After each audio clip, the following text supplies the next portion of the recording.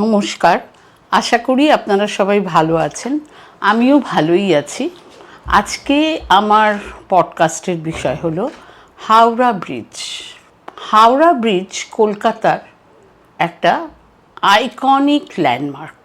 বাইরের শহর থেকে কলকাতায় যখনই লোকজন আসে তখন কিন্তু হাওড়া ব্রিজ তাদের সাদরে অভ্যর্থনা জানায়।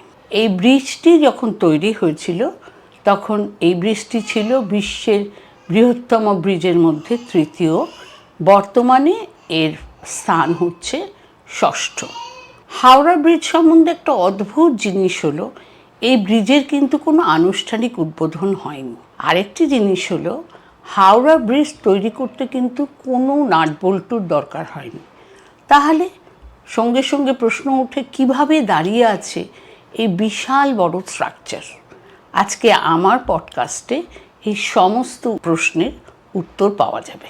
1757 খ্রিস্টাব্দে পলাশির যুদ্ধে ইংলিশ ইস্ট ইন্ডিয়া কোম্পানির বিজয় ছিল একটি অতি গুরুত্বপূর্ণ ঘটনা। এই বিজয়ের ফলে ভারতবর্ষের অধিকাংশ জায়গায় ইস্ট ইন্ডিয়া কোম্পানি তাদের সাম্রাজ্য স্থাপন করতে পেরেছিল। সেই সময় ইস্ট ইন্ডিয়া কোম্পানির রাজধানী ছিল কলকাতা। কলকাতার গুরুত্বই ছিল আলাদা। যোগাযোগের সুবিধার জন্য কলকাতায় প্রথমে হাওড়া স্টেশন তৈরি হয়। কলকাতায় রেল লাইন পাতা শেষ হয়েছিল 1853 সালে, কিন্তু সঙ্গে সঙ্গে ট্রেন চলাচল শুরু হয়নি। এর সঙ্গেও কিন্তু কতগুলি ঐতিহাসিক ঘটনা জড়িত আছে।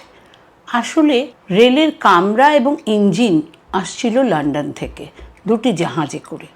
রাস্তার মধ্যে যেই জাহাজটি রেলের কামরা নিয়ে আসছিল সেটি ডুবে যায়, আর ইঞ্জিন বহনকারী জাহাজটি ভুলবশত অস্ট্রেলিয়ায় গিয়ে পৌঁছায়।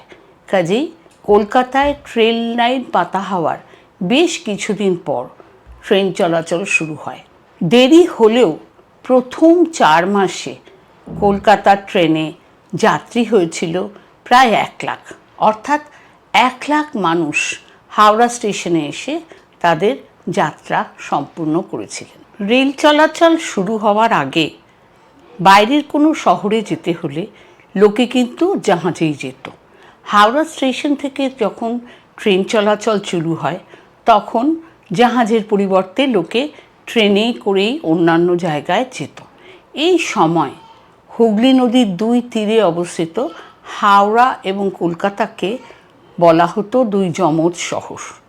এই যমজ শহরের মাঝখানে ছিল শুধু হুগলি নদী এবং যাতায়াতের একমাত্র মাধ্যম ছিল নৌকা। কিন্তু নদীতে বান আসলে, বা আমরা বলতে পারি নদীতে জোয়ার আসলে, হুগলি নদীর উপর নৌকা চলাচল বন্ধ হয়ে যেত।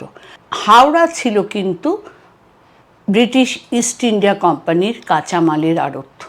নৌকা করে কাঁচামাল কলকাতায় আসতো, কিন্তু জোয়ারের সময় হুগলি নদীর উপর দিয়ে নৌকা চলাচল বন্ধ হয়ে যেত। নৌকা চলাচল বন্ধ হওয়ার কারণে ব্রিটিশ ইস্ট ইন্ডিয়া কোম্পানিকে অসুবিধার সম্মুখীন হতে হতো। 1761 খ্রিস্টাব্দে ইস্ট ইন্ডিয়া রেলওয়ে কোম্পানির চিফ ইঞ্জিনিয়ার জর্জ টার্নবুলকে হুগলি নদীর ওপর একটি সেতু নির্মাণের দায়িত্ব দেওয়া হয়। জর্জ টার্নবুল তার আগে কিন্তু হাওড়া স্টেশন নির্মাণের সঙ্গে যুক্ত ছিলেন।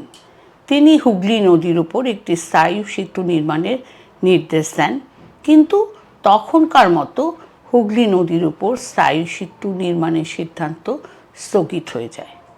এরপর আমরা দেখি যে 1771 খ্রিস্টাব্দে আবার আলাপ আলোচনা শুরু হয় হুগলি নদীর উপর একটি স্থায়ী সেতু নির্মাণের। এই সময় ইস্ট ইন্ডিয়া রেলওয়ে কোম্পানির চিফ ইঞ্জিনিয়ার ব্র্যাডফোর্ড লেসলিকে এই দায়িত্ব অর্পণ করা হয়। লেসলি হুগলি নদীর উপর একটি পন্টুন ব্রিজ বা ভাসমান সেতুর পক্ষে মত দেন। এই পন্টুন ব্রিজগুলো তৈরি হতো নৌকা বা পিপের উপর। এগুলো তৈরি করতে হয়তো সময় কম লাগতো, খরচও কম হতো, কিন্তু এই ব্রিজ বেশি দিনের জন্য স্থায়ী হতো না। এই পন্টুন ব্রিজের যন্ত্রাংশগুলো ব্রিটেনে তৈরি হতো এবং কলকাতা এনে সেগুলিকে জোড়া দেওয়া হতো। পন্টুন ব্রিজ নির্মাণের পর এই পন্টুন ব্রিজ দিয়ে যাতায়াত শুরু হয়।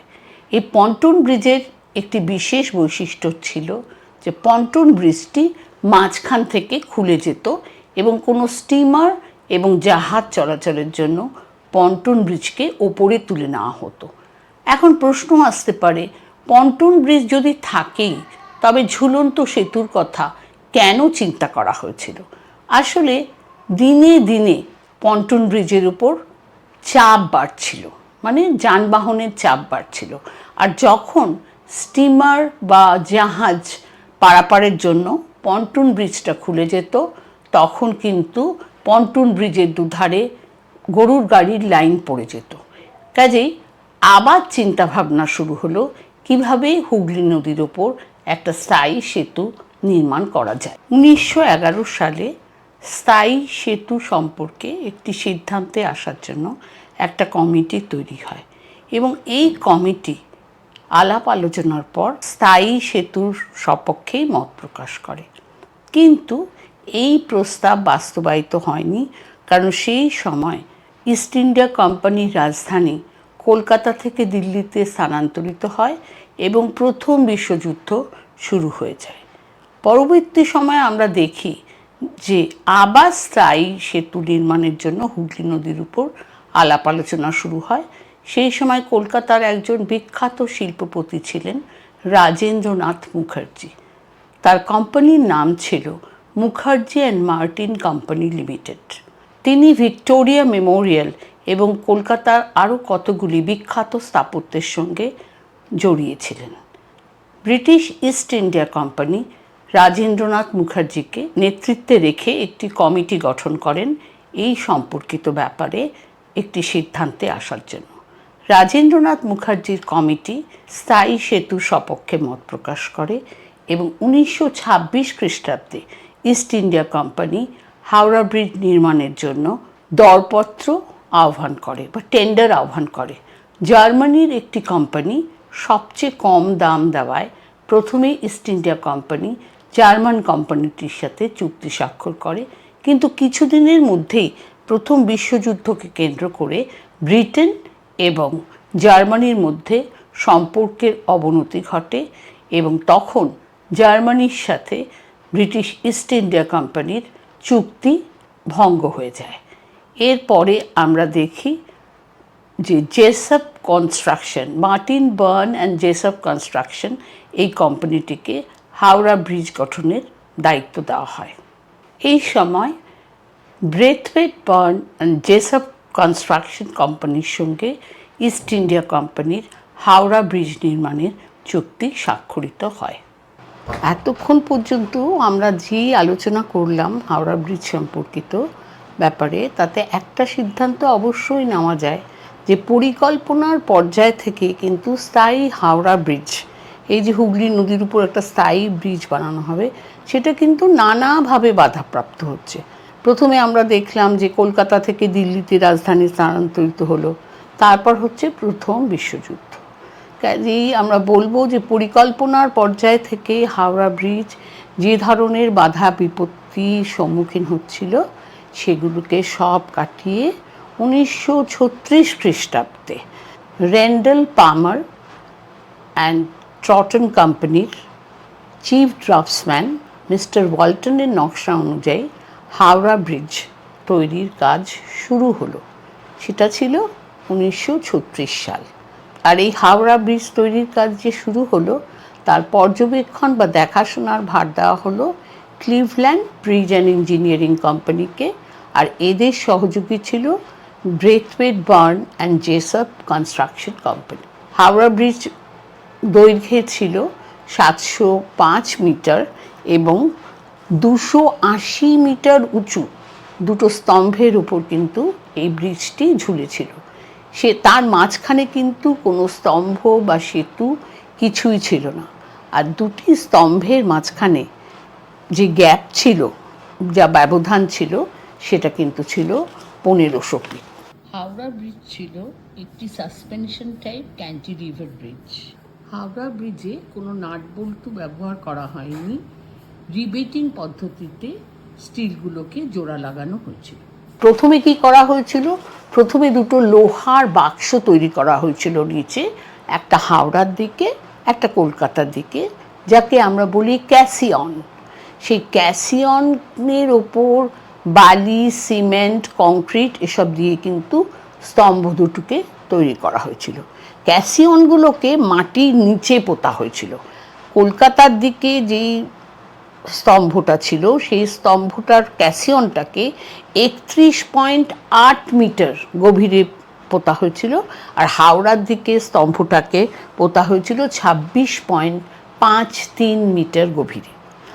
একবার এই ক্যাসিয়নকে যখন মাটির ভেতর প্রথিত করা হচ্ছে, সেই কাজটা করতে গিয়ে হঠাৎ করে একটা ক্যাসিয়ন 2 মিটার বসে যায়, এবং 2 মিটার বসে যাওয়ায় দারুণ একটা ভূমিকম্পের সৃষ্টি হয়, এবং খিদিরপুরের সিসমোগ্রাফিক যন্ত্রে কিন্তু ভূমিকম্প ধরা পড়েছিল।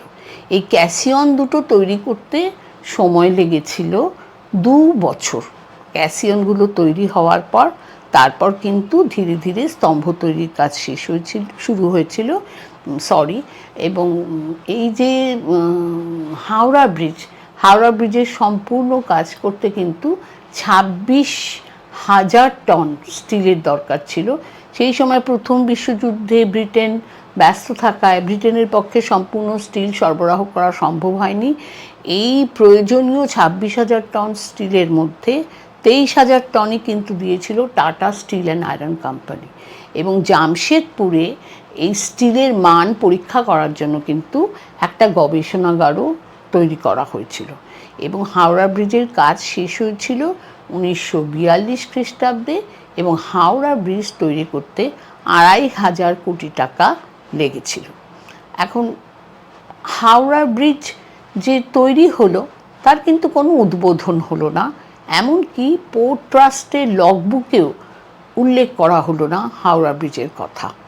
1943 খ্রিস্টাব্দে 3 ফেব্রুয়ারি জনসাধারণের জন্য খুলে দেওয়া হলো। তার আগে কিন্তু কি করা হয়েছিল, রাত 12টার সময় হাওড়া ব্রিজের উপর দিয়ে শুধু একটা ট্রাম চালানো হয়েছিল। কিন্তু কেন এই গোপনীয়তা? তার কারণ হচ্ছে জাপানি বোমারু বিমানের ভয়। 1941 খ্রিস্টাব্দে জাপান পার্ল হারবারে বোমা ফেলেছিল। তখন ইস্ট ইন্ডিয়া কোম্পানির একটা ধারণা হয়েছিল যে নেতাজির প্রিয় শহর কলকাতার উপর হয়তো জাপানিরা এই আক্রমণ চালাবে না, কিন্তু তাদের ধারণাকে সম্পূর্ণ ভ্রান্ত প্রমাণ করে কলকাতার উপরও কিন্তু বোমা পড়েছিল। তাও কি হয়েছিল না, হাওড়া ব্রিজ রক্ষা পেয়ে গিয়েছিল। হাওড়া ব্রিজের যে কোনো ক্ষতি হয়েছিল তা নয়। এখন 8 দশকেরও বেশি সময় ধরে হাওড়া ব্রিজের উপর দিয়ে যে কত মানুষজন চলাচল করেছে এবং কত যানবাহন যে চলেছে তার হিসেব রাখা কিন্তু সম্ভব নয়। এখন তাও একটা রাফ এস্টিমেট করে বলা যায় যে প্রতিদিন প্রায় 1 লক্ষ থেকে 1.5 লক্ষ মানুষ চলাচল করে এবং 1 লক্ষ গাড়ি চলাচল করে।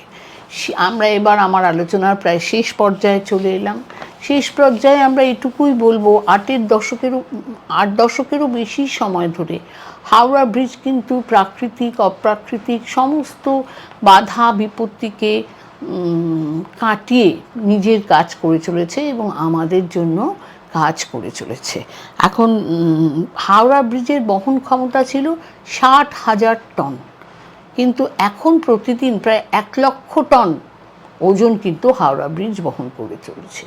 হাওড়া ব্রিজ এইভাবে কাজ করলেও আমাদের কিছু স্বভাব বা আমাদের কিছু অভ্যেস হাওড়া ব্রিজের চরম ক্ষতি করছে। সেটা কি? যেমন ধরো পশু পাখির বিষ্ঠা বা নোংরা, তাছাড়া পচা ফল মূল, এই সমস্ত কিন্তু হাওড়া ব্রিজের উপর যে স্টিলটা আছে তার দারুণ ক্ষতি করছে। এর মধ্যে সবচেয়ে বেশি অপরাধ হচ্ছে পানের পিক বা পানের থুতু, সেগুলো ব্রিজের গায়ের ইস্পাতগুলোতে ফেলে ফেলে লোকে কিন্তু ব্রিজের আয়ু অনেক কমিয়ে দিচ্ছে। এখানে আমরা কি দেখছি, পোর্ট ট্রাস্ট যাদের কিন্তু এই ব্রিজ রক্ষণাবেক্ষণের দায়িত্ব, তারা ব্রিজের নিচের দিকটা ফাইবার গ্লাস দিয়ে ঢেকে এই ব্রিজকে রক্ষা করার চেষ্টা করেছে। এখানে আরেকটা পয়েন্ট হঠাৎ মনে পড়লো, বলে দিই, সেটা হচ্ছে 1965 সালে কিন্তু হাওড়া ব্রিজের নতুন নামকরণ করা হয়েছিল বিশ্বকবি রবীন্দ্রনাথ ঠাকুরের নাম অনুযায়ী রবীন্দ্র সেতু। আর হাওড়া ব্রিজ বাংলার গর্ব। এই অবিশ্বাস্য স্থাপত্যকে টিকিয়ে রাখতে হলে আমাদের সবারই কিছু দায়িত্ব আছে। আমাদের অনেক সচেতন হতে হবে এবং যারা সচেতন নয় তাদের সচেতন করতে হবে। নমস্কার, আমার আজকের পডকাস্ট এখানেই শেষ হলো। ভালো হলে লাইক করবেন, কমেন্ট করবেন।